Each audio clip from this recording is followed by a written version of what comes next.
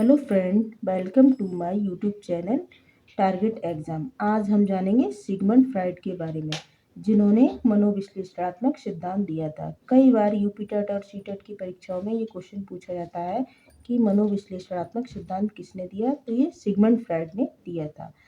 ये कहाँ के निवासी थे, तो ये ऑस्ट्रिया के निवासी थे। इन्होंने मन या मस्तिष्क का विश्लेषण किया था, इसीलिए इनके सिद्धांत को मनोविश्लेषणात्मक सिद्धांत कहा जाता है। इन्होंने मन के 3 टाइप बताए हैं। पहला है चेतन मन, दूसरा अर्धचेतन मन, तीसरा अचेतन मन। तो पहला जो चेतन मन है उसको कॉन्शियस माइंड कहा जाता है।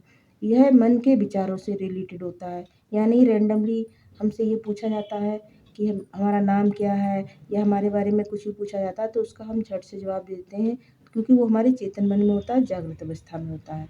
दूसरा हमारा है अर्धचेतन, जिसे सब कॉन्शियस माइंड कहा जाता है। इसमें हमें तुरंत ज्ञान नहीं होता, लेकिन कुछ टाइम लेकर इसे याद किया जा सकता है।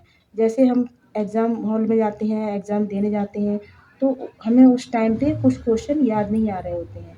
यदि जब हम एग्ज़ाम दे के बाहर निकलते हैं तो हमें वही क्वेश्चन याद आने लगते हैं।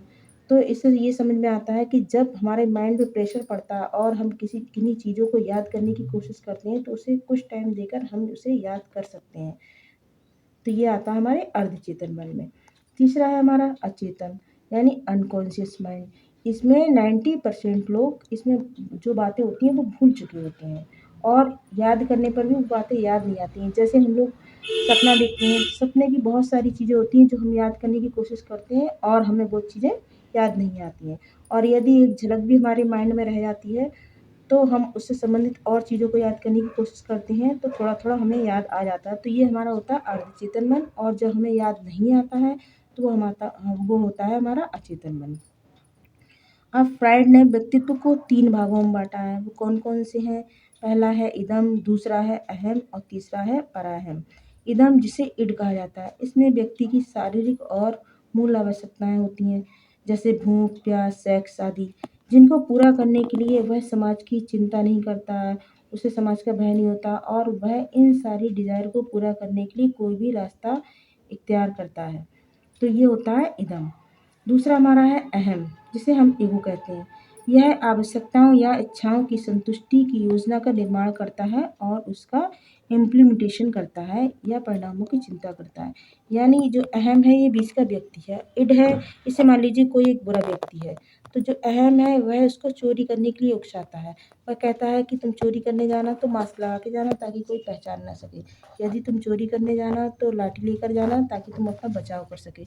यानी वह उससे आवश्यकताओं की पूर्ति करने के लिए योजना भी बनाता है उसके लिए, और उसके परिणामों की चिंता भी करता है, तो वह उसका इम्प्लीमेंटेशन करता है।